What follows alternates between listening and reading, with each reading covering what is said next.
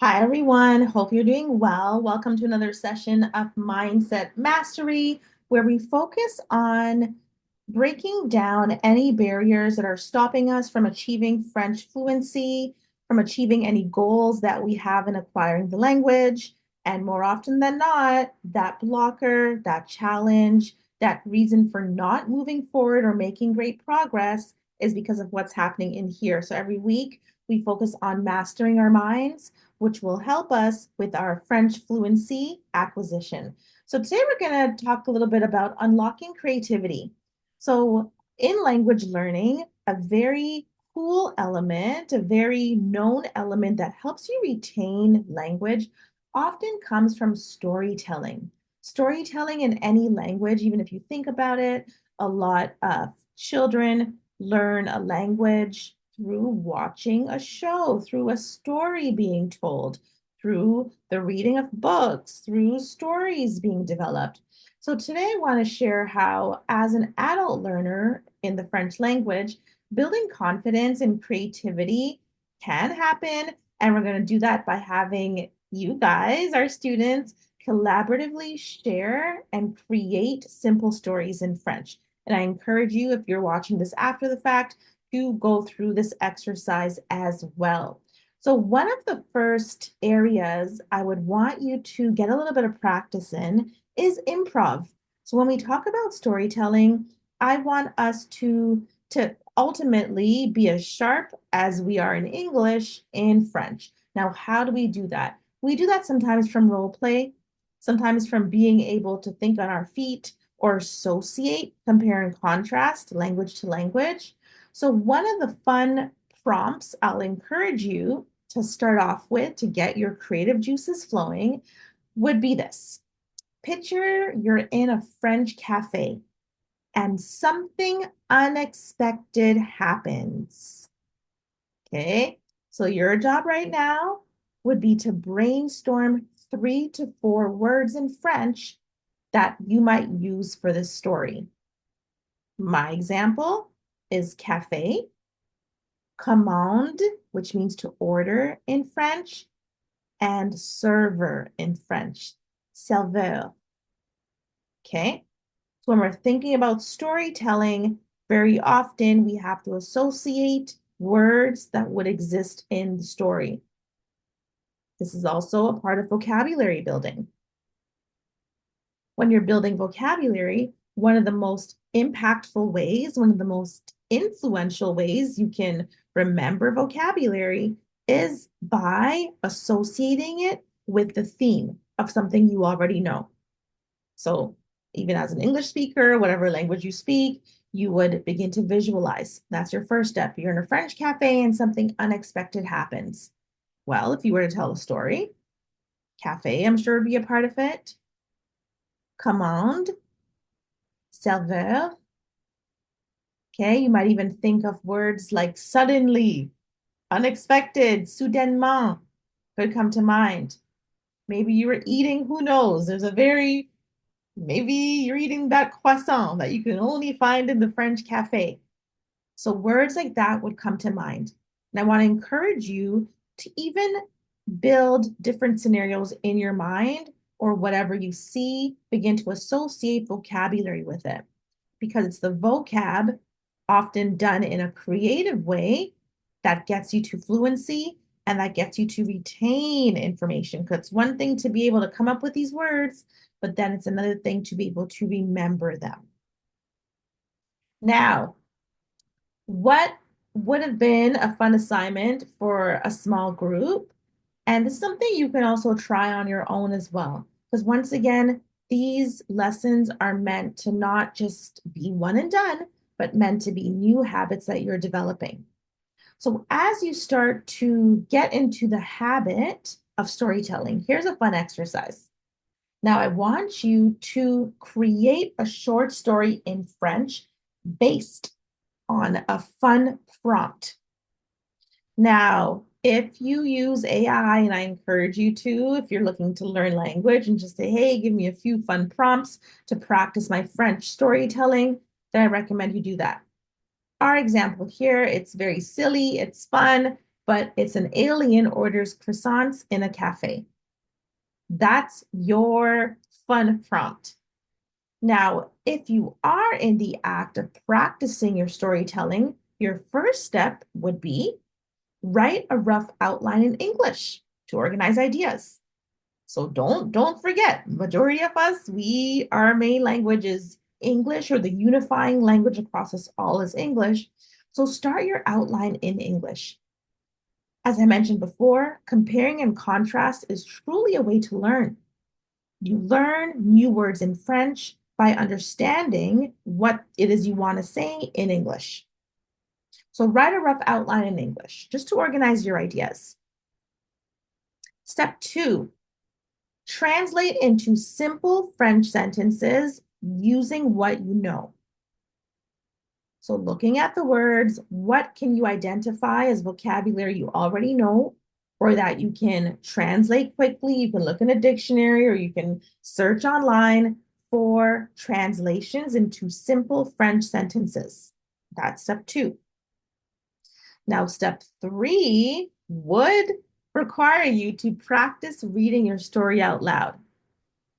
Now, this is an activity, like I said, you can do on your own, you could do at home, or if you are learning French in a small group, make this a part of your exercise that you work on.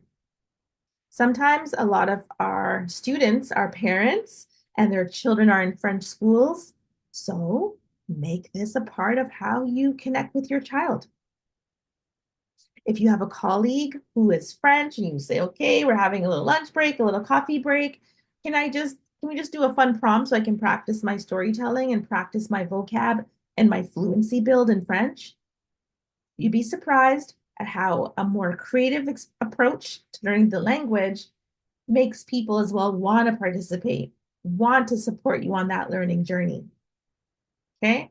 So I encourage you guys, and I actually want to hear if you do get a story going, I wouldn't mind you guys submitting it on either our school board, if you're in our community, or on our YouTube, if this is where you are viewing it. I would love to read your silly stories, okay?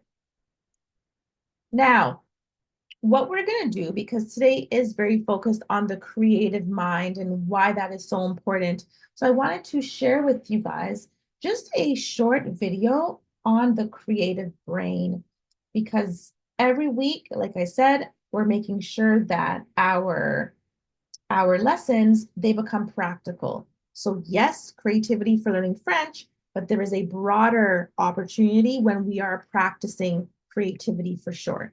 So let's take a dive in together just for a few minutes and watch this video. Back in the 1940s, historian Rosamund Harding noted the creative process of famous musicians and writers involves habits of motion. Twain paced and dictated, Dickens walked and thought, Goethe composed on horseback, and Mozart in the back of a carriage. Harding wrote that state of mind is most favourable to the birth of ideas. Recent research suggests that diverting our attention could unlock our creativity.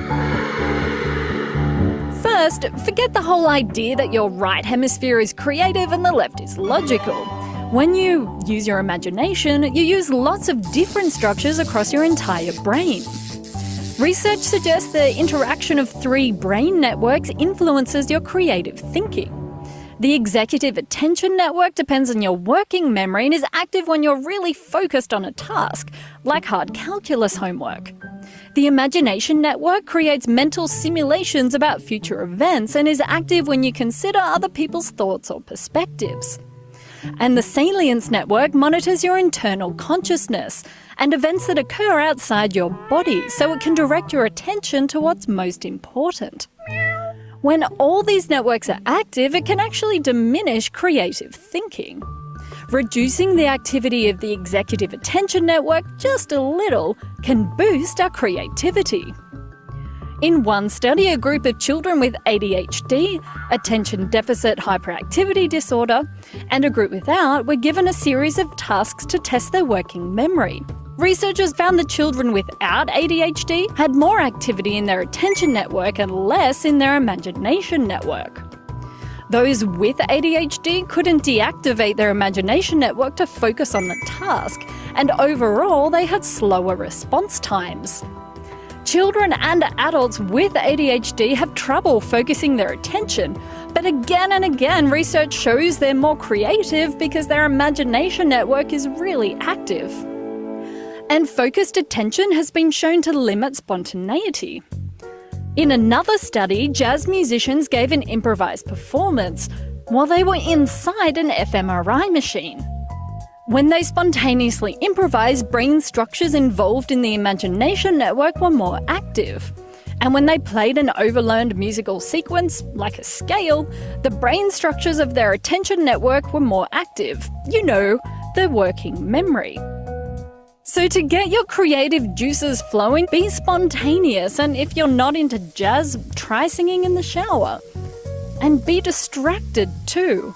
Like Dickens and Goethe before you, pacing or riding a horse could see your mind come along and wander too. And if you haven't already, subscribe to Braincraft.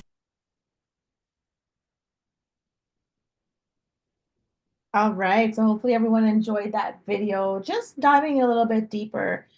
I feel like we're not always, we're always so much on the go that we don't take time to focus on things like our creative thinking and the power of that and how that actually improves and contributes in a positive way to our ability to focus and to keep our attention when we're doing various tasks. So I challenge all of you, if you aren't having mindful moments where you are aware of what your creativity sparks or even the creative ideas that come to mind that you don't execute on, take a moment, take a mindful moment to really say, wow, I'm so grateful for the opportunity to have a creative thought in this moment and really see how that contributes to your learning, to your problem solving. And there's something to be said about people who have the ability to think outside of the box. Over the years, those to me have been the most resourceful people, and not just in things that are academic. This is life. This is life. When I meet a creative thinker, it is always very enlightening for me personally. So we're winding things down today. We were just doing a quick mindset mastery. And here's my challenge I want to leave with you. I want to leave with you a challenge to write your own mini story. Now, mini story, I mean 3 to 5 sentences. Write your mini story in French about an unusual or funny situation. So many of you tell me stories about your actual life. That is so funny, so worthy of putting into words on paper. And I want you to share it with the class. Share it with the class or share it however you're watching this. I'm going to make sure that you have a copy of the video, but I look forward to you just tapping into your own creativity.